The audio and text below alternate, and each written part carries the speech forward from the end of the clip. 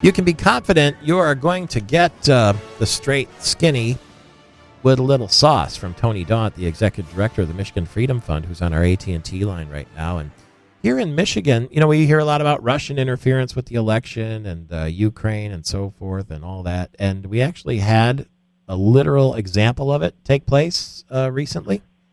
Indeed we did, unfortunately. And, we've got down in Southfield, the city of Southfield, just had both Attorney General Dana Nessel and Secretary of State Jocelyn Benson do a joint press conference announcing 6 charges for various types of ballot tampering by the Southfield city clerk.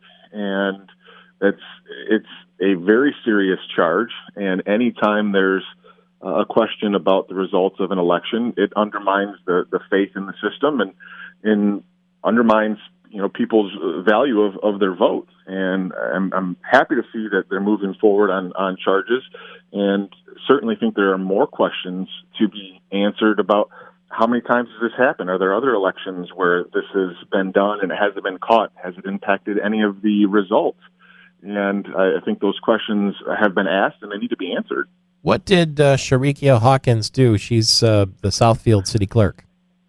From what I can tell through the charges and what's been discussed in the media is, there were some inconsistencies with the numbers of ballots, and so she basically fudged the numbers to make them match up on the back end.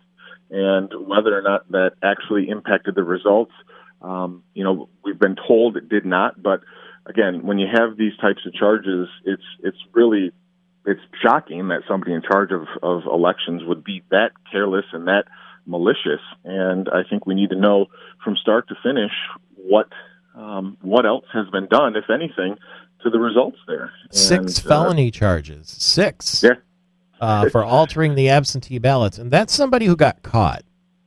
Sometimes I wonder, when somebody gets caught, one person caught, how many others don't get caught?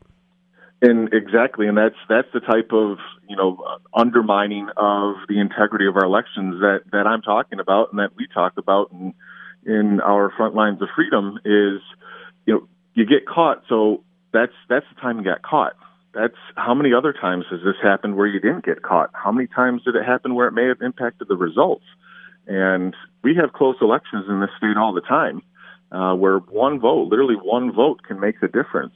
And so I'm glad you said that, because I was about to ask you. This is something like 178 votes that she tossed away because she didn't like, or no, 193 it was, altering 193 absentee ballots. And so in my mind, I'm like, what was she really trying to accomplish with 193 ballots? But then your point is well made, if it's really that close sometimes.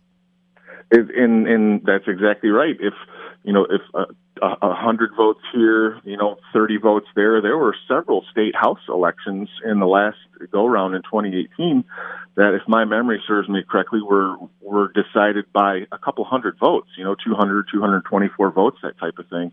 And so maybe there were no results changed by this, but I think we need a full investigation and a full accounting of this and what the ballots, what races was it in, what did it impact, and unfortunately we don't have that yet. And meanwhile, Jocelyn Benson, the Secretary of State, was walking the picket line with UAW workers this weekend, and so again, you have an important position in the state of Michigan that really shouldn't be partisan in the first place, should it? I mean, I know she's elected in a partisan fashion, but it doesn't really. I don't understand that. It doesn't make sense to me.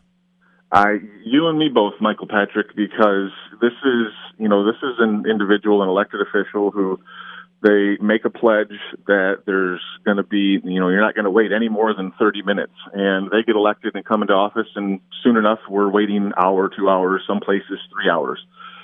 We've got these questions of voter fraud. And instead of doing her day job, she's out engaging in partisan politics and walking the picket line with people from the UAW. And I think maybe she should focus on doing her day job and get that correct before she branches out into other things. Can I vent my spleen a little bit? Absolutely. Please do. MERS News quote of the day. The Attorney General, Dana Nessel, right? Attorney General is talking about the budget process, speaking of dabbling and such. And she's complaining because the Republican legislature gave the governor the budgets with 4 days to go only in the fiscal year. And she says, quote, having handled my share of divorce cases, I'd say the legislature is the weekend dad who lets the kids eat candy corn for dinner and stay up until midnight. And Governor Whitmer is the weekday mom who makes them do their homework and drags them to the doctor to get a flu shot. End quote. That's disgusting. This is an attorney general who has shown that she is more interested in pithy little quotes that display her hatred for certain segments of the population, such as Catholics. And she was roundly defeated and criticized for her actions in that case with St. Vincent. And this type of stuff just feeds into the idea that all dads, especially all divorced dads, are, kind of, party time, no discipline, and they're not really in it to help co-parent with the mother. And that type of stuff is just disgusting. And she should know better.